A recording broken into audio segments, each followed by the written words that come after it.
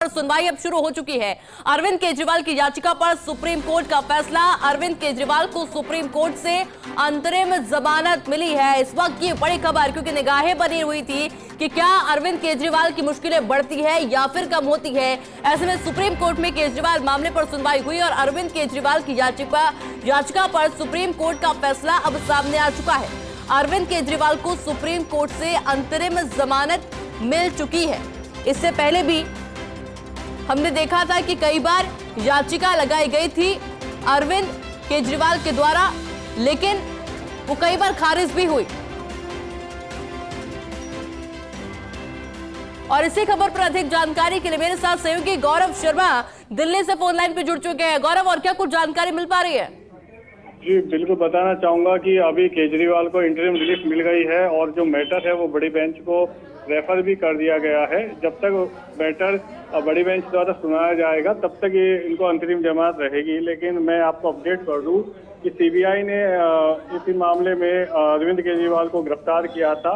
वो मैटर फिलहाल पेंडिंग है, तो हम यहाँ ये कह सकते हैं कि ईडी के मामले में उन्हें जमानत है, लेकिन सीबीआई के मामले में उनको रिलीफ नहीं है। तो इस तरीके से अभी जेल से बाहर आने की फिलहाल उम्मीद नहीं है। इस मैटर में, ईडी के मैटर में वो रिलीफ है, सीबीआई के मैटर में वो अभी जेल में ही है।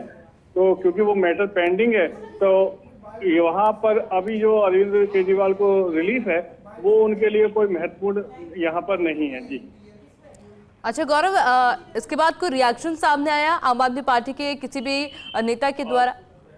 जी अभी जस्ट ये मैटर मतलब अभी प्रोनाउंस किया गया है, सुनाया गया है। इसके बाद इसके रिएक्शंस आएंगे, क्योंकि पहले भी इंटरिम रिलीफ इनको मिली थी, जमानत मिली थी, लेकिन वो जेल से बाहर नहीं आ पाए। तो फिलहाल जो आम आदमी पार्टी है इस पूरे मैटर को जब तक डिस्पोज नहीं हो जाता, जब तक ये हल नहीं हो जाता, तब तक मेरे ख्याल से कोई प्रारंभिक प्रतिक्रिया नहीं आएगी।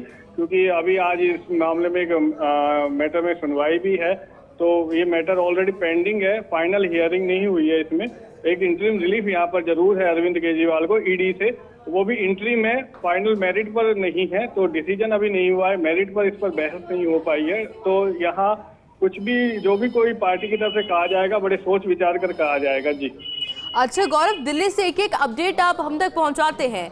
आपने पूरी स्थिति देखी है, क्या लग रहा है कि अरविंद केजरीवाल की जो मुश्किलें हैं अब धीरे धीरे कम होती नजर आएगी या फिर एक बार फिर से बढ़ सकती है?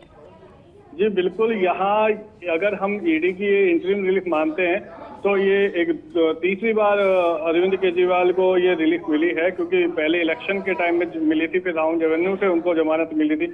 अभी तीसरी बार सुप्रीम कोर्ट ने अपने का डिसीजन दे दिया है इंटरिम रिलीफ का। और यहाँ पर तीनों बार जो 2 बार महत्वपूर्ण रही सुप्रीम कोर्ट की, जो उन्होंने रिलीफ दिया था, वो उसमें ये उन्होंने फोकस किया था क्योंकि वो एक बड़ी पार्टी के लीडर हैं, मुख्यमंत्री हैं, तो उसको हम कंसीडर करते हुए इनको रिलीफ दे रहे हैं। तो यहाँ पर मैं आपको अपडेट करना चाहूंगा कि उस मैटर पर क्या डिसीजन है, मतलब ये पूरे प्रकरण में अरविंद केजरीवाल की क्या भूमिका है, इस पर अभी कोई फाइनल डिसीजन नहीं हुआ है कोर्ट का।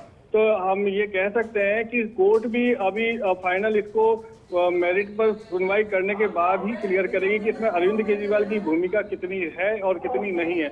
जब तक ये चीजें क्लियर नहीं होंगी तब तक अरविंद केजरीवाल की छवि जो है वर्तमान में यहाँ पर एक आरोपी की ही रहेगी इस पूरे मैटर में। जी बिल्कुल गौरव, बहुत बहुत शुक्रिया आपका तमाम अपडेट्स के लिए।